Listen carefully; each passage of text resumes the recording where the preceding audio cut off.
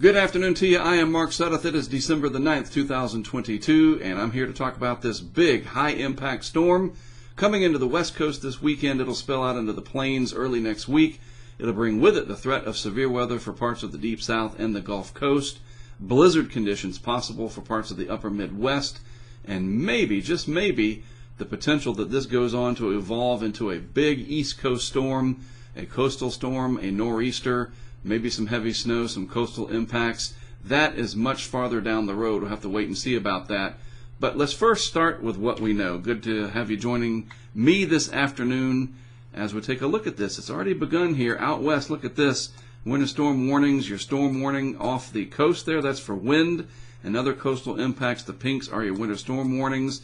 This is going to bring feet of snow to portions of California and the Shastas, the Siskiyous, parts of the Olympic ranges. I mean, this is going to be huge. Much needed rain, much needed snowpack, a very positive thing in that regard. But, yes, it'll make travel difficult to impossible.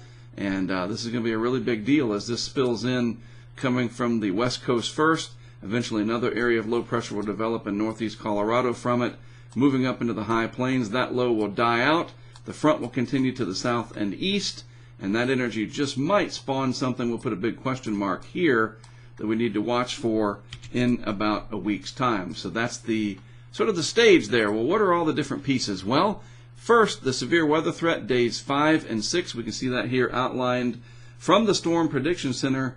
This on day 5, that's a 30% area already outlined for parts of Louisiana and Arkansas. The 15% area is the rest of the yellow shading. And then on day 6 there, the Gulf Coast region could come under fire from some tornado threats, hail, just general severe weather.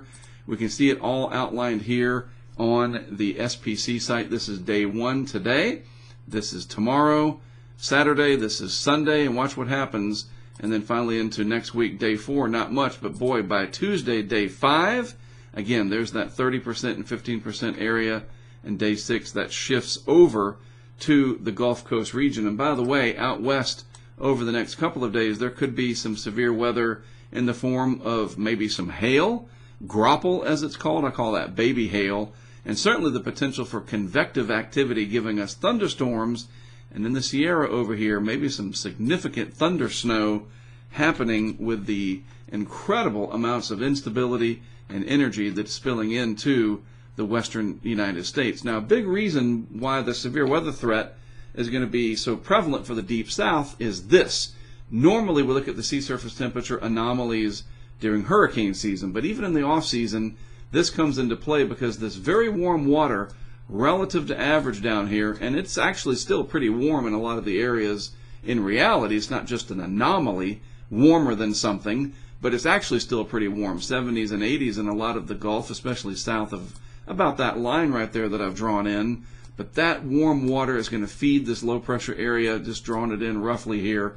There's your front coming through, the dynamics on the southeast side of it here, bringing in lots of upper level wind energy, and that will combine with the moisture and the overall rise in dew points to fuel the potential for a significant severe weather outbreak in an area where we just had it recently. So we're going to need to watch that very closely.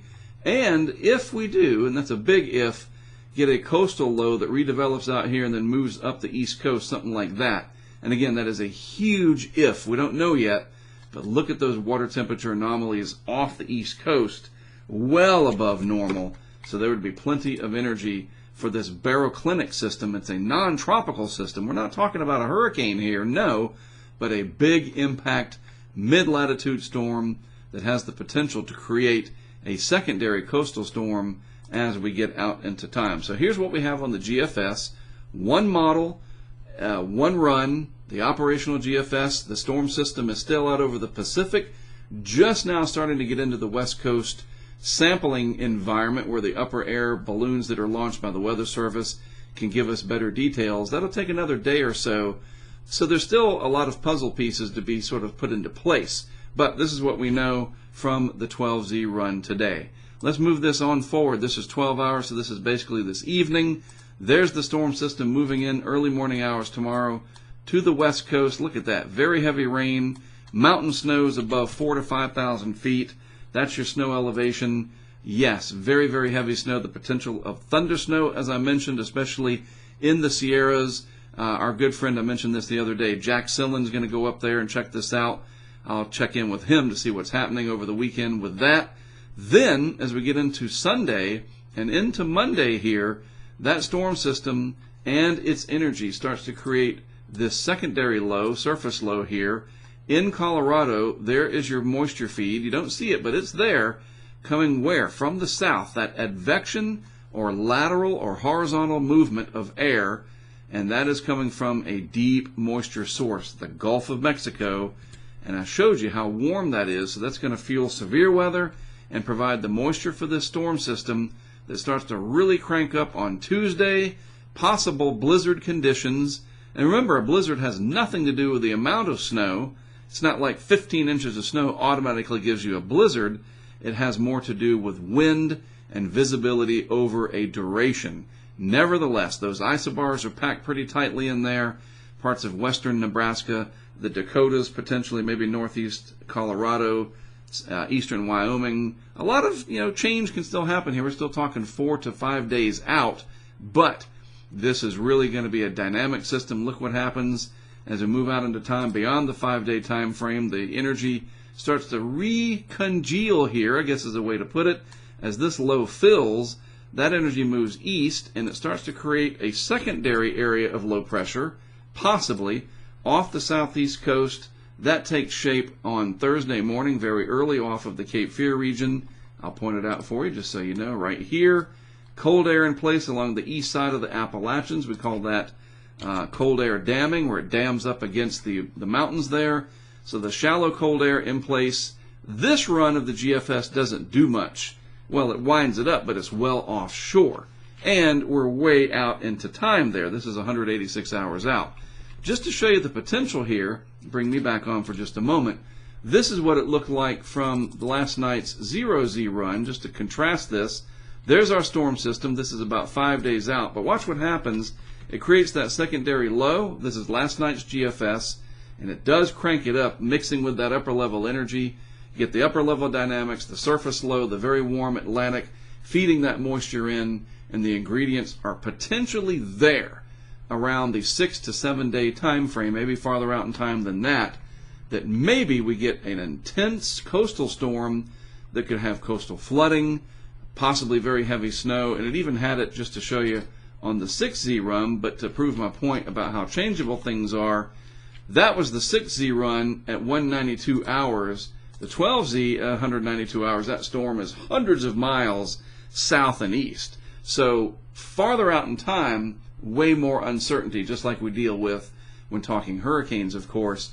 What I think is more of a certainty, and it just makes sense, is this piece of the puzzle right here, this potential high plains blizzard, overall disruptive snow event, the weekend snowstorm for the west coast and the Great Basin area, and then the severe weather threat down south. What happens after that, we can deal with in the next couple of days, and I'll certainly do an update here on Sunday to talk about what we know going forward after that. All right, out west in Rapid City, a good friend of mine that I've known through Greg Nordstrom, also another good friend of mine, Brant Beckman, is the chief meteorologist out there at KNBN. That is the NBC affiliate out there. Brant has outlined, with the caveat that a lot could change, he says, in the first part of his thread. Let me go find that. I want to show you. Thought it was interesting that he mentioned that. There it is. He says, come on, promise me now that you'll have an open mind here, I'm paraphrasing, to big adjustments. But here are his 30-second cliff notes in this thread. Monday into Thursday morning, basically a mix, freezing drizzle. Heavy snow pockets begin on Tuesday. The winds pick up. Possible blizzard conditions north and east of the hills. And people that live out there, they know exactly what that means. More wind, but less snow by Wednesday. And then on into the future, another clipper system drops out of Alberta. And then, of course, you get more wind and cold, maybe additional powdery snow, and so forth. So this could be changeable, as he says. The potential, yes, for some knockout-type snows, etc. Road networks getting closed, but the usual caveat, as they say. subject to change, right? And I really like this, that he mentions the fact that, yes, this is going to change. It's just like we deal with hurricanes. And that's what I find so fascinating. These winter storms are very similar to hurricanes. They have a lot of people that sort of get caught up in the hype, so to speak. And hype doesn't always need to be bad. It's just the excitement of it, the very nature that a big storm is coming, wherever it is, creates a lot of excitement inherently. That doesn't mean it's good. It doesn't mean it's bad. It is just a term that I'm using. With that, though, sensible people that know what they're talking about, such as Brant, helps to dissect it and break it down into details where people can understand the impacts. Because just like hurricanes, it is about the impacts. How will this affect me? And for the people up in this area of the high plains, that's what you should be asking yourselves. And you've been through this enough times. I'm a newcomer to this, and by that I mean I'm going up there. Yes, I'm going to be flying out to Denver on Sunday. I will meet up with Brant to get some consulting from him. He knows the area on Monday, probably Monday evening. And then I'm going to set up some equipment and do my thing like I normally do in hurricanes, but in this potential high plains blizzard. I'll talk more about that part of this on Sunday when I do an update Sunday afternoon. But this is the setup, a big impact event for the high plains, the severe weather, as I mentioned, the western snows, and then maybe, just maybe, as Tomer Berg, another very credible person that we cite here on these updates, something else coming down from this later on, as he says here in this tweet, the large volatility in the upcoming high latitude blocking pattern. That's just the way the atmosphere is behaving right now. There's a big area of high pressure stuck over Greenland, kind of blocking things up so these storms don't just race across the country. They slow down, they do interesting things. It is still too early to start narrowing down details for the potential mid-month cyclone. I like the way he termed that.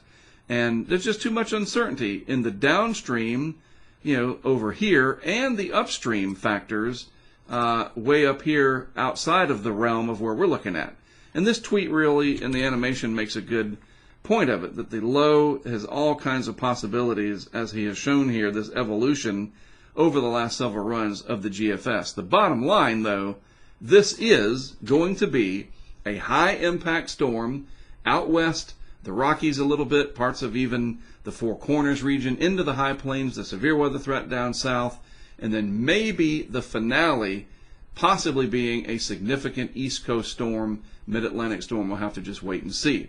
All right, that is it from me for today. You're up to date on it now from at least what I'm looking at. And yes, I know I spelled weekend wrong. That's funny. That's all right. Hey, maybe it'll get more views because people will talk about that. I was in a hurry to get the thumbnail done. Whatever. You guys have a good weekend, misspellings notwithstanding. I'll be back on Sunday, and I'll have everything spelled correctly. I just saw that, by the way, and it caught my eye, and I'm like, darn it, they're going to mention it in the comments, but that's okay. Look, I will be back Sunday. We'll talk about it more between now and then. Have a great rest of your Friday and a Saturday. I am Mark Sutta. Thanks for tuning in again. I'll be back with you on Sunday with another update.